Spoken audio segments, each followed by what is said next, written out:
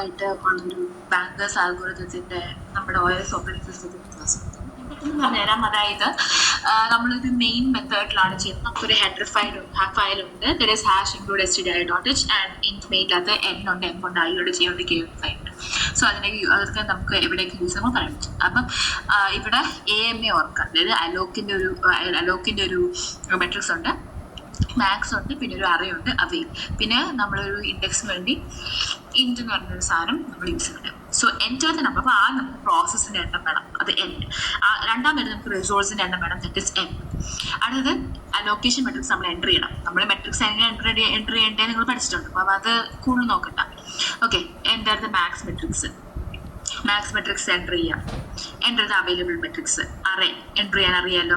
പിന്നെ ഇവിടെ നോക്കാം, ഇവിടെ m1, കാരണം എന്താണ്, റിസോഴ്സസ് ആണ്, അവൈലബിൾ റിസോഴ്സസ് ആണ്, സോ അത് m യൂസ് ചെയ്യും. പിന്നെ നമ്മൾ ഫിനിഷ് ചെയ്യുന്നുണ്ട്, സേഫ് സീക്വൻസ് ഉണ്ട്, വർക്ക് ഉണ്ട്, നീഡ് ഉണ്ട്. നമ്മളത് ആൽഗോരിതം പഠിച്ചാൽ ഇത് എന്തിനൊക്കെയുള്ള യൂസ് നിങ്ങൾ അറിയാമായിരിക്കുമല്ലോ. സോ ഫിനിഷിൻ്റെ ഉണ്ട്, സേഫ് സീക്വൻസ് ഉണ്ട്, വർക്ക് ഉണ്ട്, നീഡ് ഉണ്ട്. നീഡ് തന്നെ വർക്ക് എന്ന് പറയുന്നതും റിസോഴ്സസിനെ പറ്റിയാണ്, സേഫ് സീക്വൻസ് പ്രോസസ്സിനെ പറ്റിയാണ്, ഫിനിഷ് തന്നെ പ്രോസസ്സിനെ പറ്റിയാണ്, ഏതൊക്കെ പ്രോസസ്സ് ഫിനിഷായി അങ്ങനെ. ഓക്കെ, ഇനി നമ്മൾ ആൽഗോരിതത്തിനകത്ത് പഠിച്ചു need is equal to maximum minus allocation അല്ലേ. അപ്പോൾ എന്ത് ചെയ്യും, ഈ ഒരു ആൽഗോരിതം അവിടെ എഴുതും, i equal 0, i less than n, i plus plus for j equal 0, j less than n, j plus plus need ij equal to max ij minus allocation ij. Okay, അടുത്തത് ഒരു നമ്മൾ ചെയ്തത് പ്രിന്റ് ചെയ്തെടുക്കാണ്. പിന്നെ നമ്മൾ assign ചെയ്തു, ആൽഗോരിതത്തിനകത്ത് നമ്മൾ ചെയ്തു work എന്ന് പറയുന്നത് അവൈലബിൾ ആക്കാണ് അല്ലേ, സോറി വർക്ക് എന്ന് പറഞ്ഞാൽ അവൈലബിൾ ആണ്. അപ്പം അവൈലബിൾ എന്ന് പറഞ്ഞാൽ വർക്ക് ആക്കാം, ഈക്വൽ ടു അതിനെ വർക്കിലേക്ക് ആക്കാം. എന്നിട്ട് നമ്മൾ പ്രോസസ്സുകളെ ഫിനിഷ് i ഈക്വൽ ടു 0 ആക്കാം. ഓക്കെ, ഇനി നമ്മൾ ഈ ഒരു ലൂപ്പാണ് നോക്കുന്നത്. അപ്പം this loop runs n times, that is the number of processes, and tries to find the safe sequence by checking all the process. Okay, അപ്പോൾ ഇവിടെ നമ്മൾ പ്രോസസ്സുകളിൽ എല്ലാം ആയൊന്ന് സേഫ് സീക്വൻസിലേക്ക് വരുന്നുണ്ടോ എന്ന് ക്രിയേറ്റ് ചെയ്യാനുള്ളൊരു ലൂപ്പാണിത്. ഓക്കെ, ആൻഡ് ഇത് തന്നെ ഐട്രേറ്റ് ത്രൂ ഈച്ച് പ്രോസസ്സസ്, എന്നിട്ട് ഫിനിഷ് ആയി. ഇത് ഇപ്പം ഓർത്തിരിക്കാനായിട്ട് ഞാൻ കാരണം 2 4 ഉണ്ട്, 4 കഴിഞ്ഞിട്ട് ഇഫ് ഉണ്ട്, പിന്നെ ഫ്ലാഗിനെ പറ്റി പറയും. ഇവിടെ അങ്ങനെയാണ് 4 കഴിഞ്ഞിട്ട് ഇഫ് ഉണ്ട്, ഫ്ലാഗിനെ പറ്റി പറയും.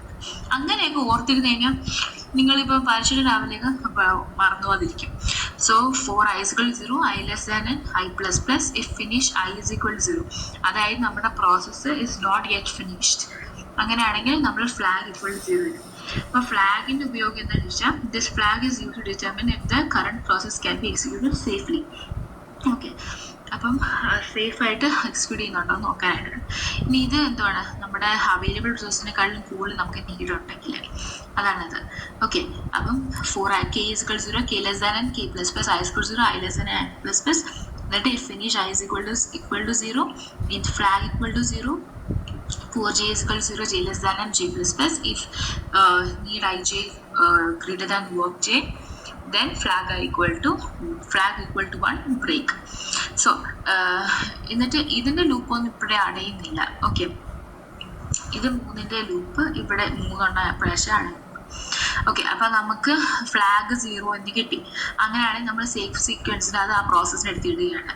അപ്പം in plus is equal to i, എന്നിട്ട് y is equal to 0 പുതിയ ലൂപ്പ് ചെയ്യുക, y less than resources m, y plus plus, എന്നിട്ട് work y is equal to work y plus allocation i, finish i is equal to 1 കൊടുത്തു. ഈ ഒരു ഇത് close ചെയ്തു, പിന്നെ ബാക്കിയെല്ലാം ക്ലോസ് ചെയ്തു. ഓക്കെ, എന്നിട്ട് നമ്മൾ സേഫ് സീക്വൻസ് പ്രിന്റ് ചെയ്തു.